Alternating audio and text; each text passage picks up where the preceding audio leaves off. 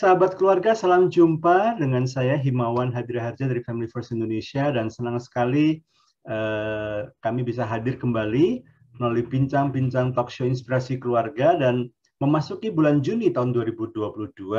Nggak terasa ya, bulan Juni tahun 2022 kita sudah masuk di bulan Juni di pertengahan tahun 2022 dan tanggal 29 Juni sudah dikenal sebagai Hari Keluarga Nasional.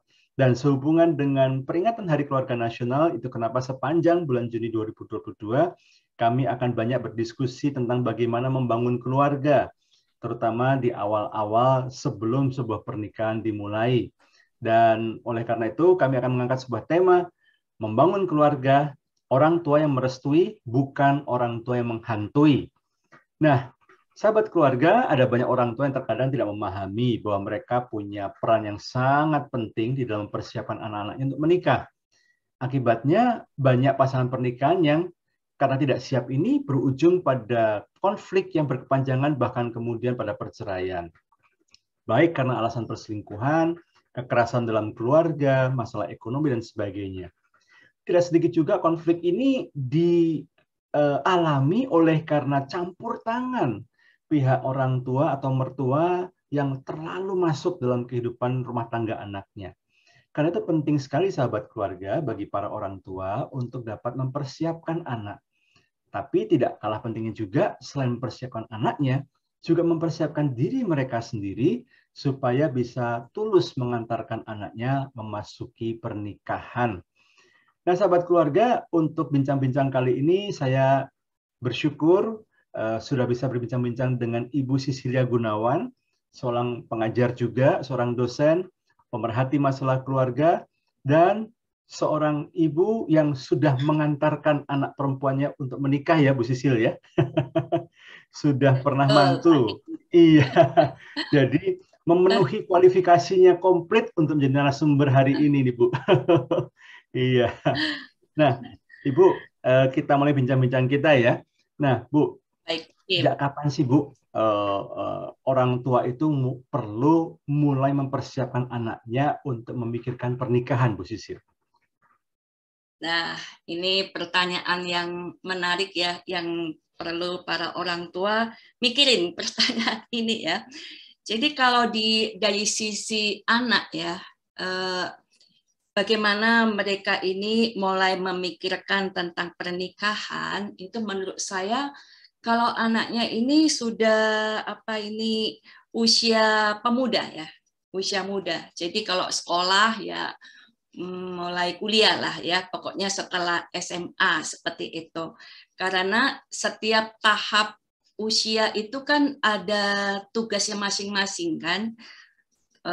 Masa anak ada tugasnya, mereka itu harus bagaimana dididik untuk memahami diri dan juga untuk bisa membantu di keluarga, sekolah kan, pokoknya dunianya masih kecil ya. Untuk remaja kan mereka mulai bersosialisasi keluar dari orang tua dan juga ada tugas-tugas di masa remaja. Nah, ini kalau sudah pemuda itu mereka juga harus dipersiapkan untuk kedepannya karena kecenderungan sebagian pemuda ya di zaman sekarang ini mereka itu maunya itu sibuk untuk mengejar karir ya. Jadi nggak usah mikirin dah tentang pernikahan nanti ini masih asik ini mengejar cita-cita apa seperti itu kan. Jadi itu menurut saya ini mulai pemuda lah ya. Itu yang sudah waktunya mikirin tentang pernikahan ya. Begitu Pak Nah, Him. tapi apakah harus menunggu Bu sampai mereka di masa-masa usia 20-30 tahun ini ya, masa-masa kuliah, baru kemudian orang tuanya siapkan, atau jangan-jangan persiapannya sudah lebih jauh dari itu Bu? Gimana Bu menurut Bu Sisil? Kalau persiapan yang tidak secara spesifik ya ngomong tentang pernikahan ya, itu kan memang dari kecil lah, maksudnya mereka kan melihat bagaimana ada bapak, ibu, papa, mama seperti itu ya, gitu kan mereka melihat itu kan secara informal ya, untuk supaya mereka tahu bahwa ada keluarga loh nanti seperti itu kan. Juga nanti kalian ya kalau sudah besar berkeluarga ninggalin orang tua apa itu, seperti secara informal supaya mereka mikirkan oh ya someday suatu hari mereka juga seperti papa mama ya dalam pernikahan ya, seperti itu Pak Hindra. Oke, jadi kalau dari sisi anaknya baru siap memikirkan pernikahan di usia 20-an. Tetapi bukan berarti sebelum itu orang tua nggak perlu mempersiapkan sama sekali, Bu, ya. Maksudnya ada hal-hal yang secara mungkin secara pesan-pesan, nilai-nilai mungkin istilahnya dicicil dulu, Bu, ya. Dari mereka kanak-kanak, Bu, ya. Iya, betul Pak Him. Ya. Iya. Nah, Bu Sisil, kalau tadi Bu Sisil bicara umumnya di usia 20-an ketika mereka kuliahlah adalah waktu di mana mereka biasanya umumnya mulai memikirkan soal pernikahan. Nah, sekarang kalau misalnya nih Bu, ada beberapa yang kami temukan ya dari beberapa kasus maupun juga kita baca di beberapa artikel ya. Belakangan ini sepertinya pemuda-pemuda zaman now ya, yang udah usia 20-an, 25, yang biasanya sudah mulai memikirkan pernikahan, apalagi sudah mulai pacaran, kok sepertinya ada kecenderungan, Bu, di beberapa negara, dan di Indonesia juga sudah mulai kelihatan kecenderungannya. Yaitu beberapa dari mereka mengatakan, aku nggak kepikiran untuk nikah, aduh boro-boro pacaran juga lah, gitu ya, nggak kepikiran, belum ada kepikiran sama sekali, gitu ya. Bahkan tidak sedikit yang dengan terang-terangan malah ngomong begini, nikah, repot kayaknya lah, gitu. Kayaknya repot deh, gitu. Apalagi punya anak, aduh, aku nggak mau punya anak, gitu ya. Nah, serutukan-serutukan ini mungkin sekali dua kali dirasakan oleh orang tua, cuman guyon aja mungkin ya. Tapi kalau kemudian ini ternyata makin sering dilakukan, terus kemudian juga kalau pas orang tuanya ketemu orang tua yang lain, ditanyain udah mantu belum, udah punya calon mantu belum, kan lama-lama ilfil ya orang tuanya ya, mulai terusik juga gitu. Gimana Bu mensikapi orang tua, harusnya orang tua mensikapi ketika anaknya kesannya belum ada tanda-tanda untuk mau berumah tangga, apalagi mungkin sudah sekali dua kali nyeletuk sepertinya nggak mau menikah. Gimana respon orang tua seharusnya Bu sebaiknya?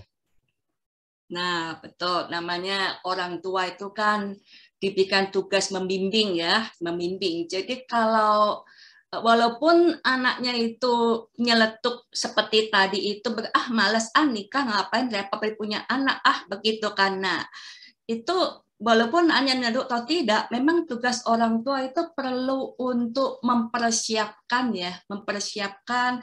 Jadi contohnya kalau anaknya sudah remaja kan, remaja atau nanti sudah kuliah seperti itu, kuliah kan itu, orang tua perlu diskusi ya. Jadi itu kan memang pendekatan dialognya, diskusi, ngobrol-ngobrol lah, ngomong-ngomong dengan santai untuk manajemen waktu ke masa depannya. Nanya contohnya, nak, ya kalau panggil anak lah atau bagaimana, atau sayang maksudnya itu ya, gimana coba kira-kira untuk kedepannya gimana kamu ya, kapan kalau ada kuliah, kapan tahun berapa, apa rencana untuk selesainya tahun berapa lah, lalu menikahnya tahun berapa seperti nanti kerjanya seperti apa kan itu.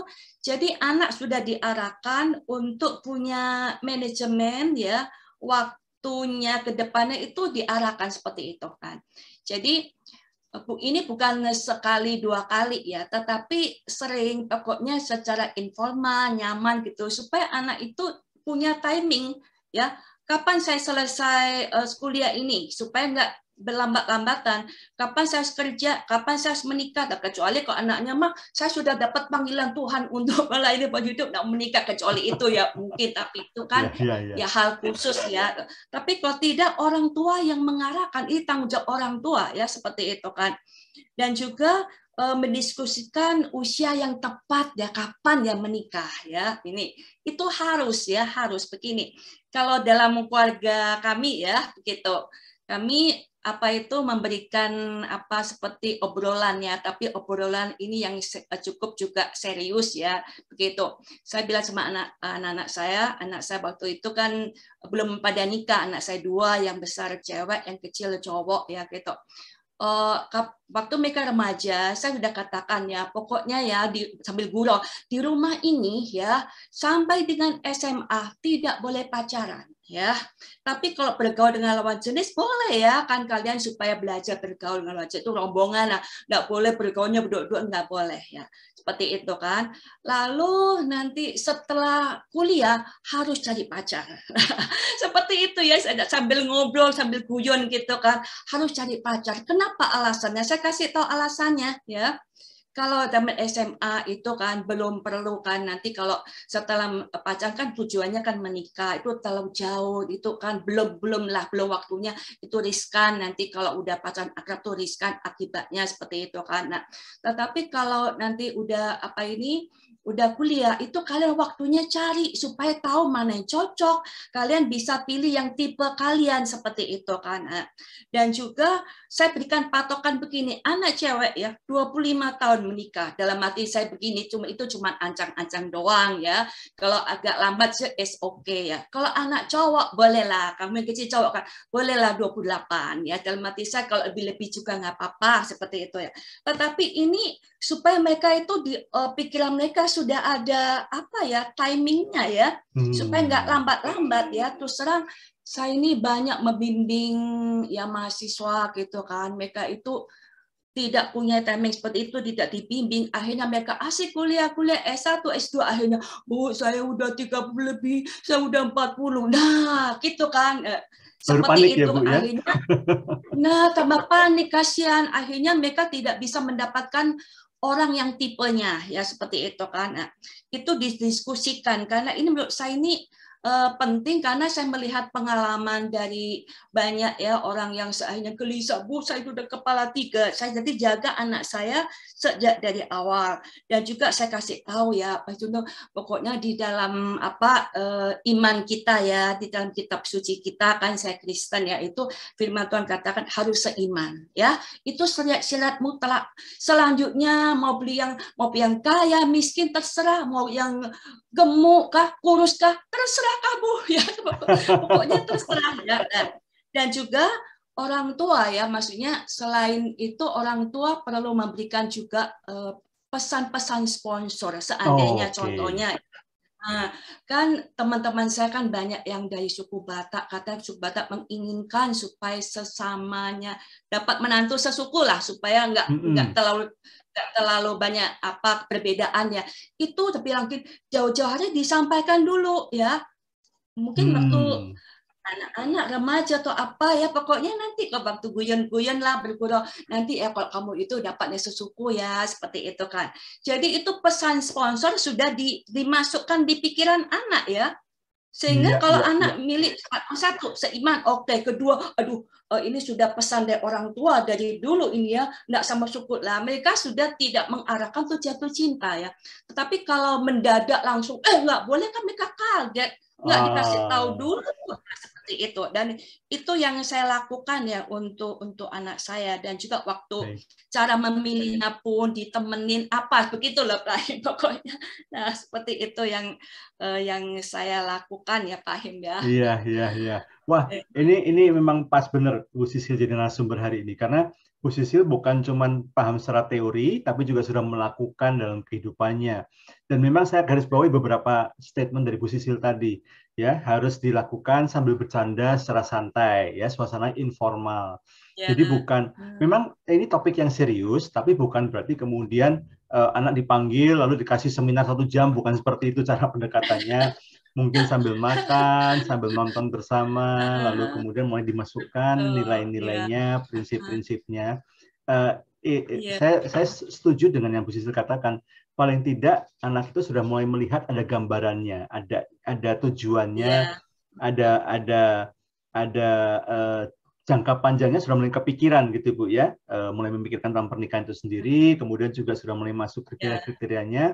Dan ini sudah pasti ya, bukan cuma sekali saja bicaranya, tapi secara terus-menerus, ya disampaikan. Tapi sekali lagi kata kuncinya adalah suasana yang informal, suasana yang santai. Betul. Ya. Ini memang topik yang serius, tapi cara menyampaikannya dengan cara yang santai, kekeluargaan, selingi dengan bercanda, dan kemudian tetap terus pendampingan, ya, pembimbingan. Saya setuju sekali dengan Bu Sisil Betul. katakan itu. Pendampingan. Sepinter-pinternya anak, sebagaimanapun juga, tetap mereka masih butuh kita sebagai orang tua untuk membimbing mereka. Nah, Bu, seringkali gini, Bu, niat baik orang tua untuk memastikan anaknya mendapat yang terbaik. Saya kira semua orang tua impiannya seperti itu, gitu ya. Tapi seringkali teknis pelaksanaannya yang kurang tepat. Contohnya misalnya, ya, saking ingin jaganya anak dapat yang terbaik, orang tuanya terlalu ikut campur. Ya, semua dipersiapkan sesuai maunya orang tua. Apalagi kalau orang tua pakai embel-embel begini. Kan Bapak Ibu yang biayain. Nah, pakai embel-embel begitu ya. Kan Bapak Ibu yang ini gitu ya. Dan yang undangan kan sebagian besar tamu-tamunya Bapak Ibu gitu ya. Nah, gitu kan.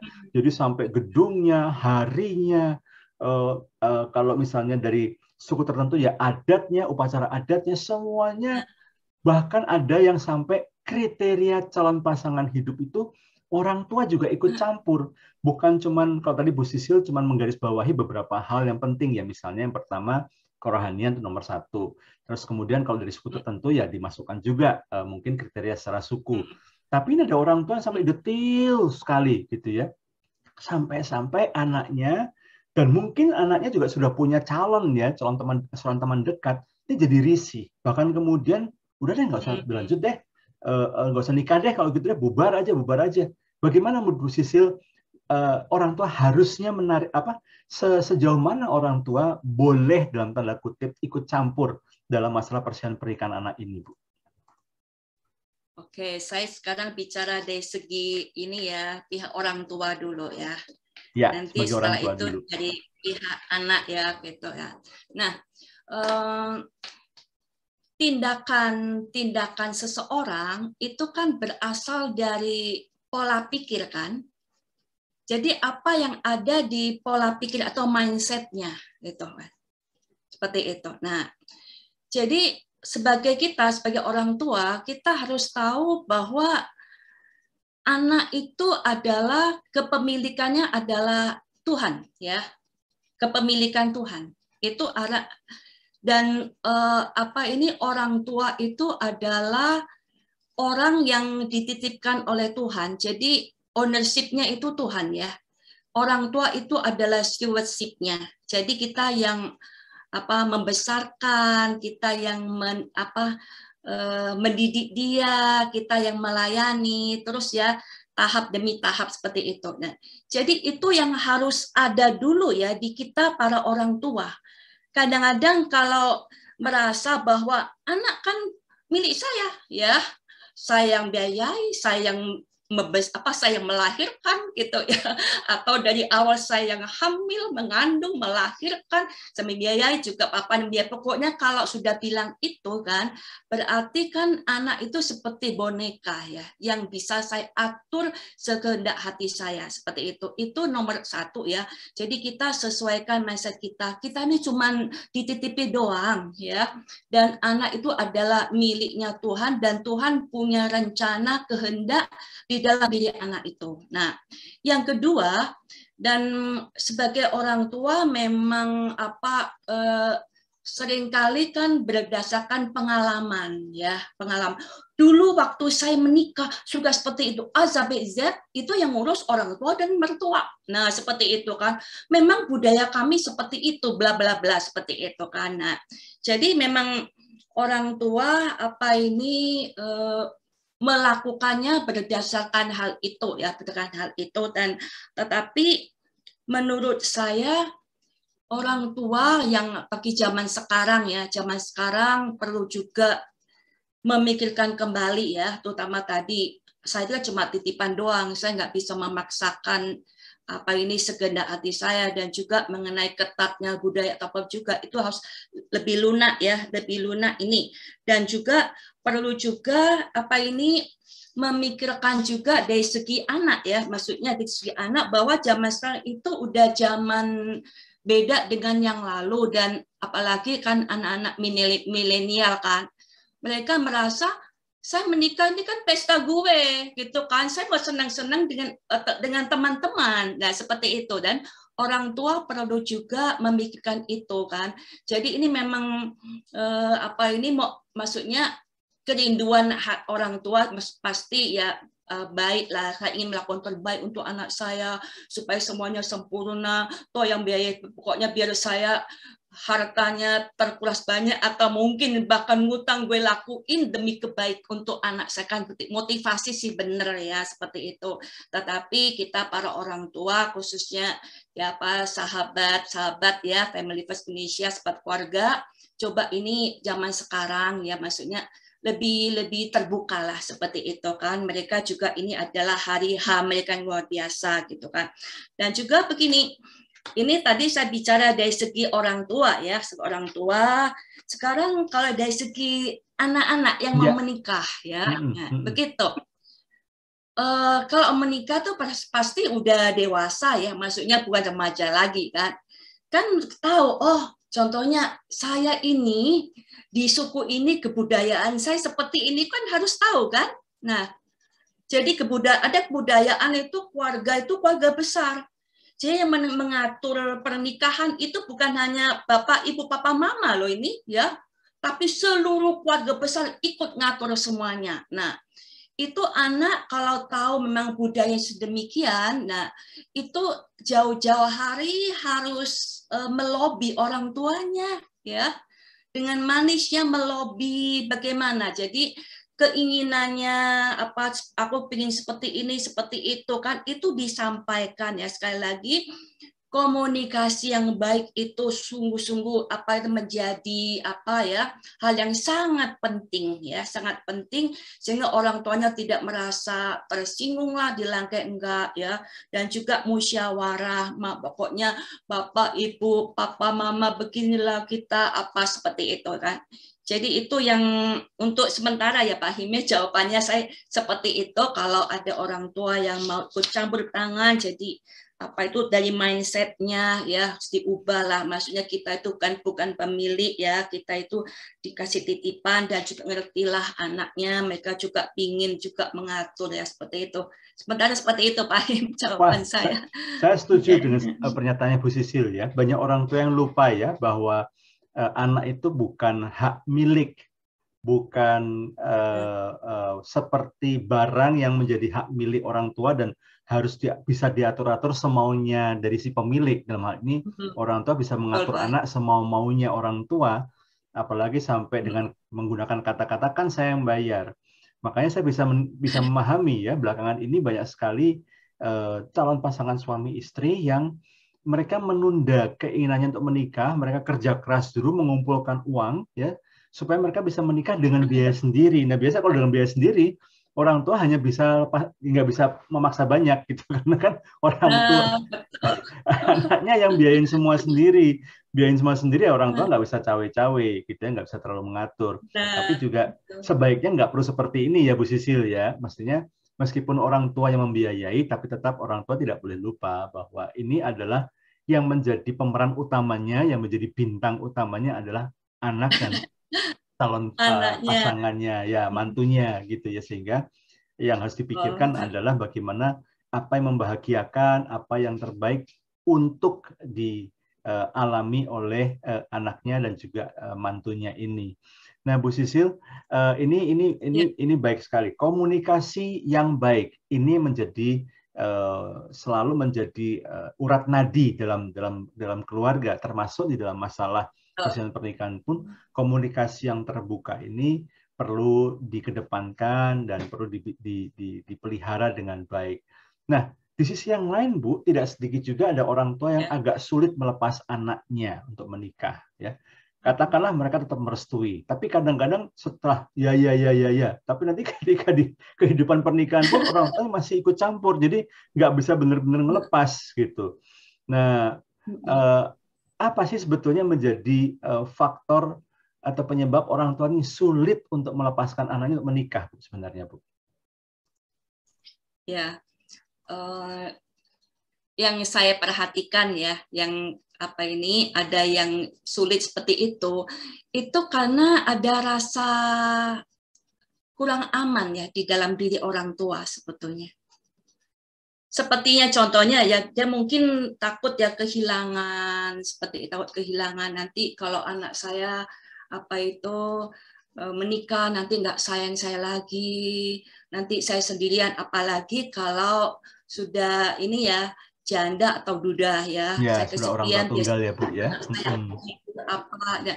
Jadi itu yang masalahnya di intern ya, merasa itu enggak aman, enggak nyaman ya. Jadi dia pingin kalau anaknya itu selalu ada di ada di dekat dengan dia begitu. Atau mungkin secara finansial, jangan-jangan nanti kalau udah menikah saya nggak dikasih uang lagi sama anak saya gitu kan. Nah itu jangan-jangan nanti anak saya yang kalau anaknya cowok ya dia perhatikan istrinya atau apanya, saya nggak dikasih uang lagi. Itu seperti itu ya, kadang-kadang alasannya itu yang intern sebetulnya kurang aman ya, kurang aman di hati orang tua atau dan juga sehingga dalam ekspresinya bisa dia mempersulit lah, nunda-nunda lah, ada juga yang jelek-jelekkan calon menantunya, ada aja nggak jadi, nggak baik. ada aja, ya, betul. itu pokoknya hal-hal kecil pun disorotin gitu ya, yang memang nggak ada calon menantu yang sempurna ya. Betul. Kalau mau sempurna ya impor dari surga malaikat kali ya paling. Bener Bu.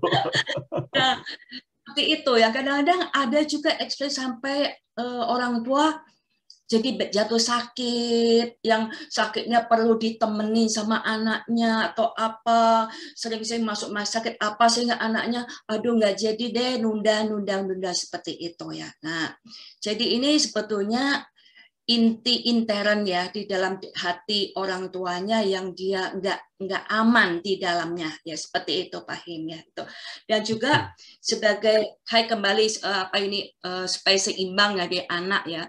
Kalau memang orang tuanya ini kelihatan mempersulit sebagai anak yang sudah dewasa ya, coba diteliti kenapa ya ini bapak saya, kenapa ini mama saya sebenarnya sulit ya, ada apa ya. Nah, kembali ke komunikasi, coba dipacing-pacing kenapa ma atau apa, pokoknya ditenangkan, tenang aja ma, walaupun nanti saya menikah, saya tetap sayang mama, seperti itu kan. Dan juga saya tetap akan memberikan kalau memang orang tuanya ekonominya kurang kuat, saya tetap akan memberi kok mas, seperti itu ya. Jadi anak juga memberi rasa nyaman ya pada orang tua. Oke, kalau kamu tetap cinta orang tua dan juga tetap mensupport ya orang tua dan juga adik-adikku itu, tapi tentunya diatur dulu sejauh mana aku kuat ya Maya, seperti itu ya. Kalau sudah terang gitu ya dari hati ke hati, saya rasa orang tua nggak mempersulit ya, menurut saya seperti itu ya, kecuali memang ada orang tua yang memang unik ya. Itu memang harus penanganan pribadi ya, konseling pribadi kan betul. Ya, seperti itu ya. Betul Bu. Ya, karena seringkali begini Bu, seringkali Bu Sisil ya dan juga sahabat keluarga, seringkali kita dengar ya orang tua yang katanya ya saya merestui, ya boleh, tapi ya itu dikit-dikit ikut campur, dikit-dikit nanti apa gitu ya. Ternyata memang kata kuncinya adalah rasa aman. Ketika orang tua tidak merasa aman, maka itulah yang muncul adalah kekhawatiran-kekhawatiran, kesan untuk mengulur-ngulur waktu, kesan menunda-nunda dengan berat hati. Terus kemudian tadi Bu Sisil katakan kadang-kadang hal yang kecil-kecil digede-gedein ya Bu ya. Aduh nanti kurang ini, hidungnya kurang begini, senyumnya kurang begini. Ada aja ya. Di balik ketidaksetujuannya sebetulnya ada kekhawatiran, ada kecemasan yang ini perlu ditenangkan lebih dulu. Dan satu hal yang mungkin juga bisa dilakukan adalah si anak ini menjadi jembatan ya Bu ya untuk mendekatkan calon mantu dengan calon mertuanya, ya kan, supaya bisa lebih saling mengenal dan seorang tua, oh iya anak saya ini benar, mantu saya ini benar bisa dipercaya. Oh saya yakin nanti mantu saya bisa merawat anak saya seperti saya merawat anak saya dulu gitu ya. Perlu diyakinkan. Ini mungkin kata kunci yang baik sekali. Nah Bu, kita bicara soal restu. Nah, ini beberapa kali saya ditanya, sering ditanya oleh calon-calon pasangan suami istri, memang masih penting ya restu dari orang tua dulu. Ada kesan seolah-olah ada sebuah pemahaman seolah-olah restu orang tua ini belakangan ini sepertinya opsional. Artinya ya kalau orang tua merestui syukurlah, tapi kalau orang tua nggak setuju, nggak merestui ya nggak apa-apa, jalan terus. Toh saya udah gede, gitu ya. Saya sudah dewasa. Bagaimana menghadapi ini dari sisi anakku ya, menghadapi orang tua atau mertua yang kekeh itu bahasa Sunda, yang bersikeras ya, tidak merestui hubungan anak dan calon pasangannya. Apakah tetap maju tak gentar sampai tetap jalan terus, nggak ada restu orang tua, atau bagaimana Bu Sisil? Harusnya dilakukan oleh calon pasangan suami istri ketika orang tua atau calon mertuanya bersikeras tidak memberikan restu.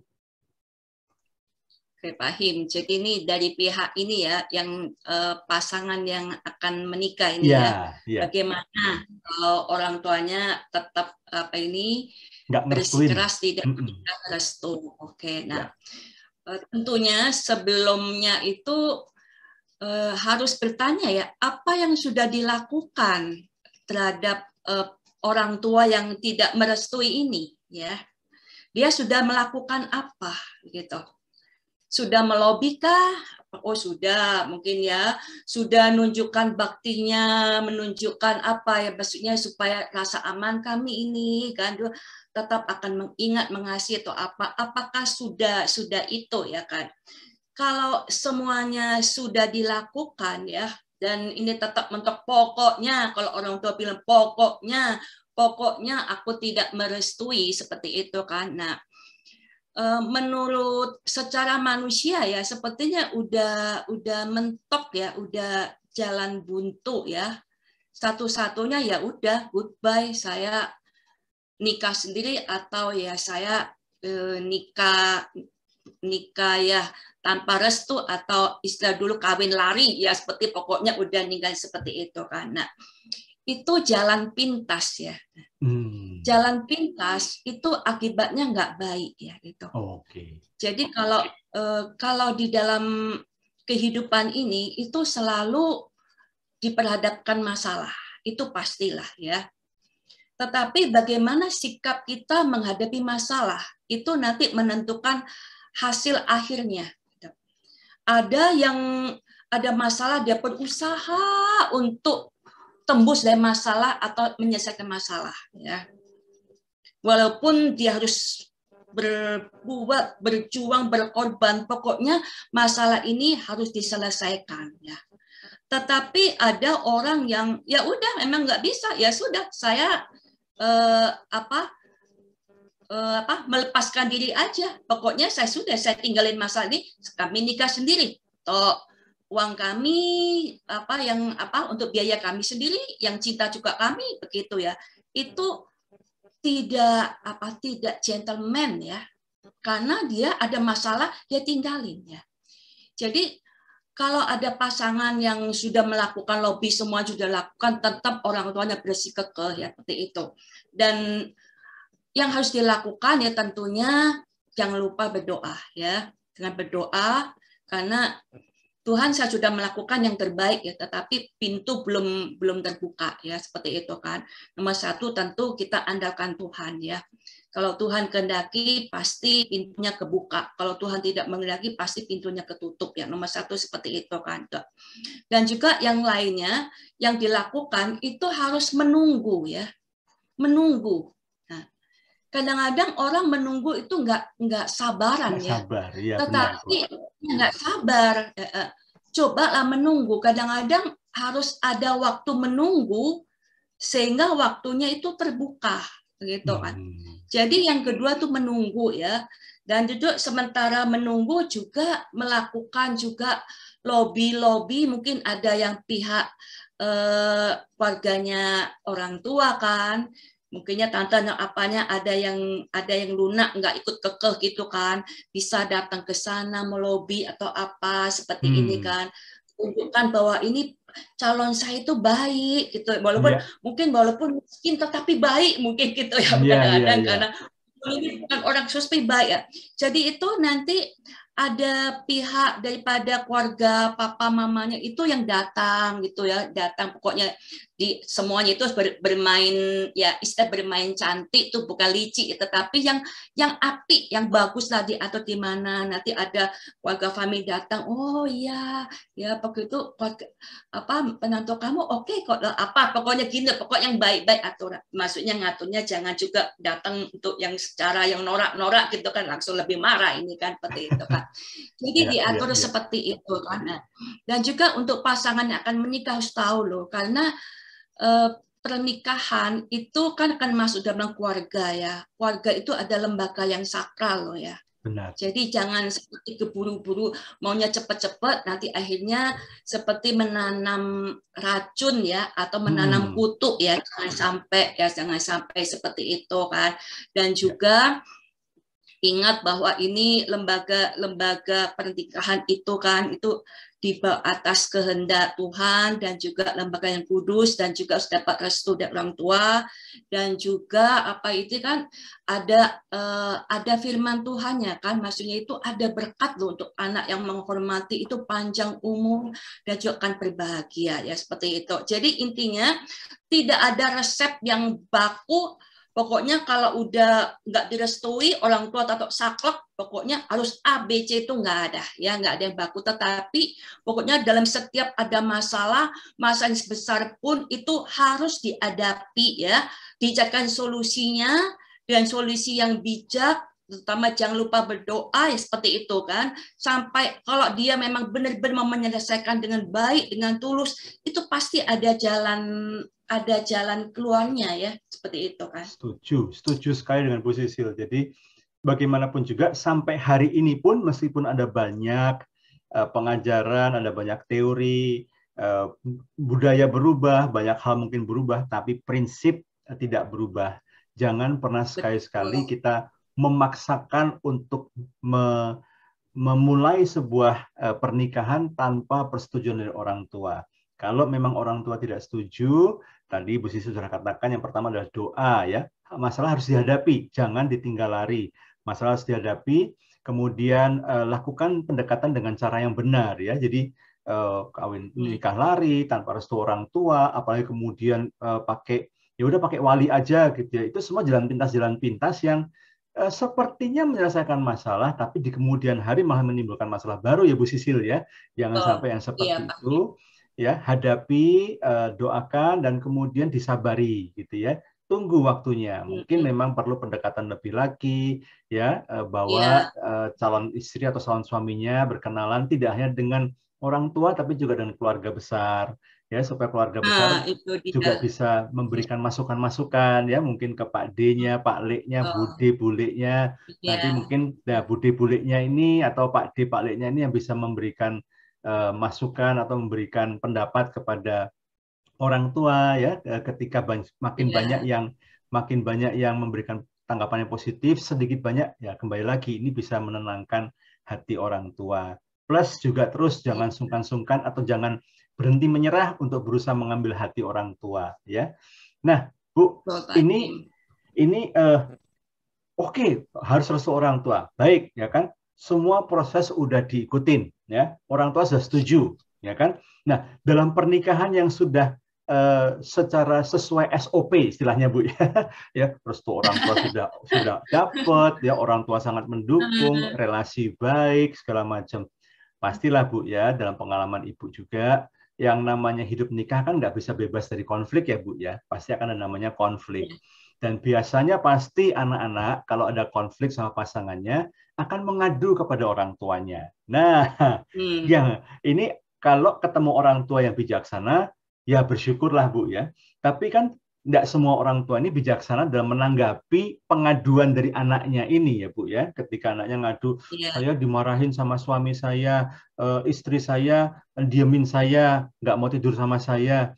Nah, tidak sedikit orang tua yang kemudian malah reaksinya sangat berlebihan, dan bahkan reaksi orang tua ini malah membuat masalah yang dihadapi oleh anaknya dan pasangannya menjadi makin runyam.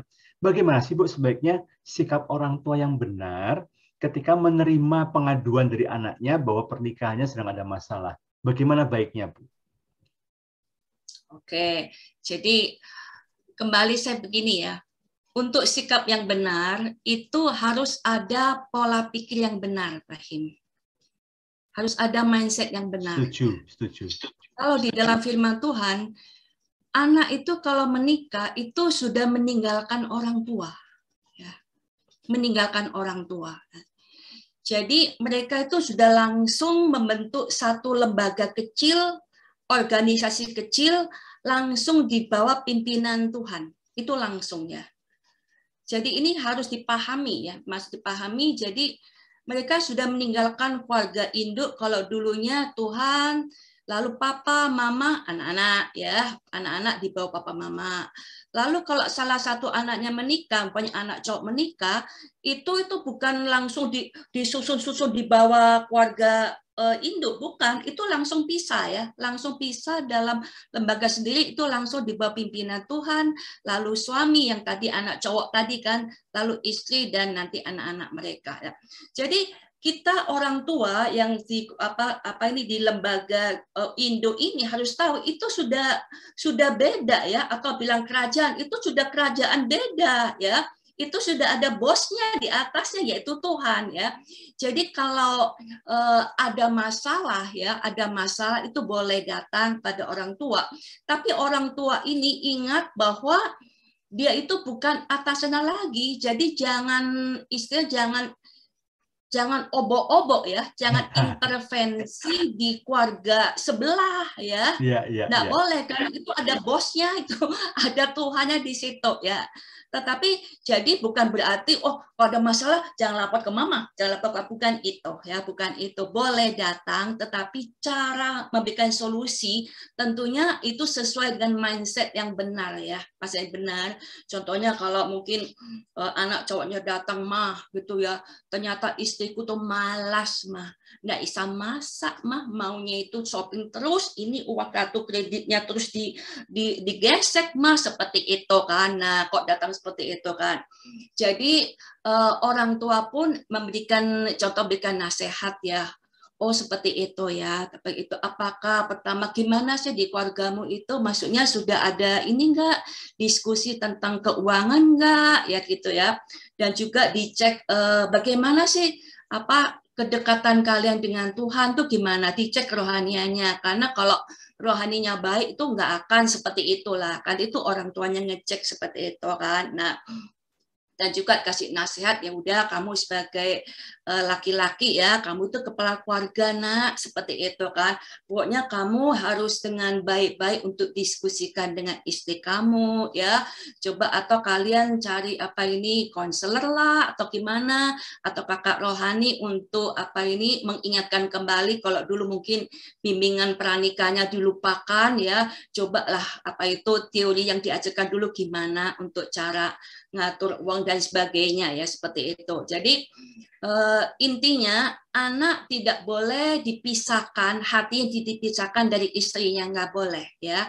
Jadi dikasih tahu bahwa kamu itu kepala keluarga ya. Kalau yang ngadu itu datang anak ceweknya kan, mama itu suamiku jahat, marah-marah, kasar seperti itu kan. Nah itu nasihatnya sama. Pokoknya kamu itu di atas sudah lapor nggak sama Tuhan, bagaimana hubungan dengan Tuhan itu dia, supaya strukturnya itu diingatkan, dan juga apakah ketergantungan pada Tuhan, udah itu kan dinasihatkan supaya introspeksi, jangan-jangan kamu juga judes sekali ya, atau mungkin dapat tahun juga itu kan diperiksa, enggak aku sudah baik gitu kan. Nah jadi pokoknya orang tua itu sebagai konselor ya, bukan sebagai pembela. Nah kalau anak diajarin, maksudnya itu bagaimana ingat strukturnya, ingat ke ini enggak, kamu bagaimana kedekatan sama Tuhan atau apa kan, bagaimana ngatur keuangan lah, bagaimana ngatur emosi ya.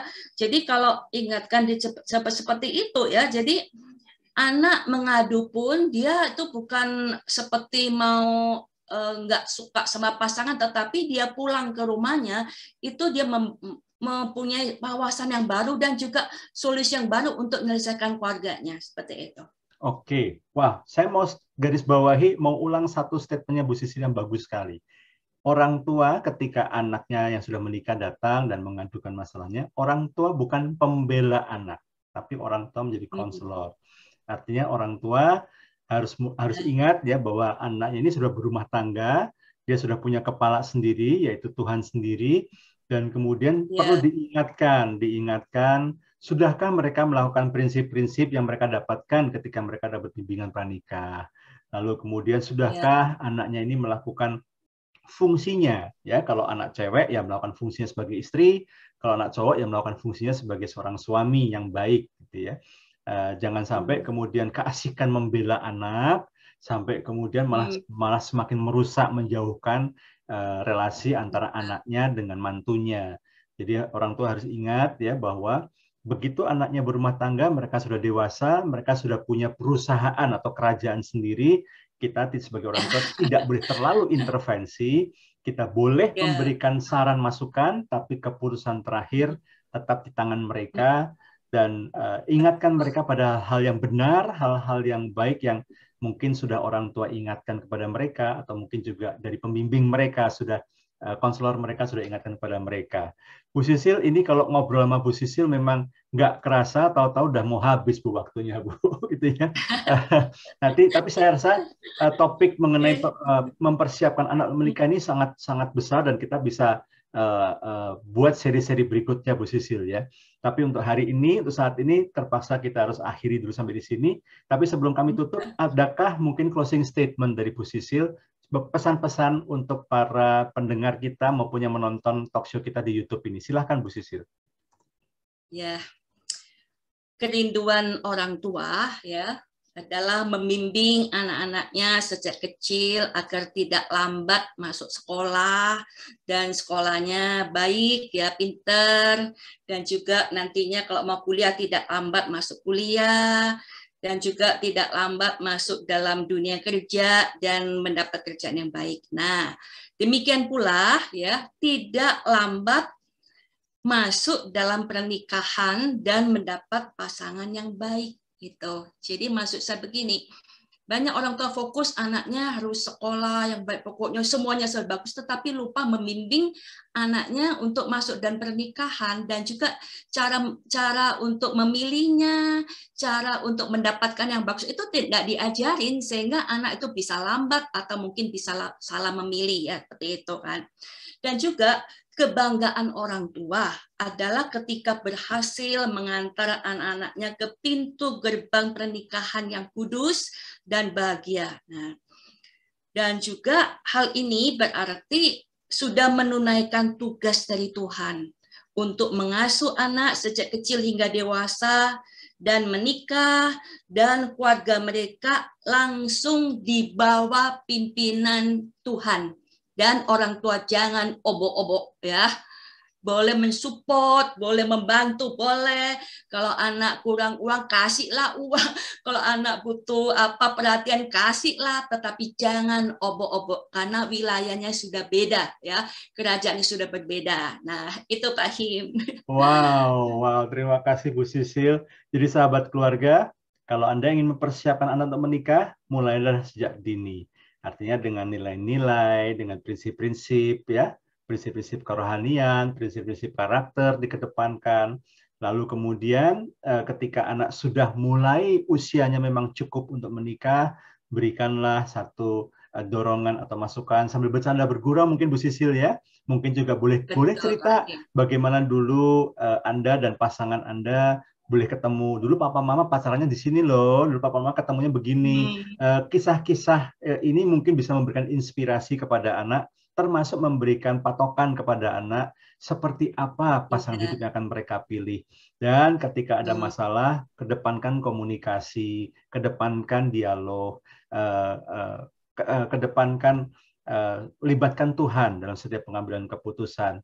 Dan setelah anak berumah tangga, tadi pesan Bu Sisil bagus sekali, jangan diobok-obok ya.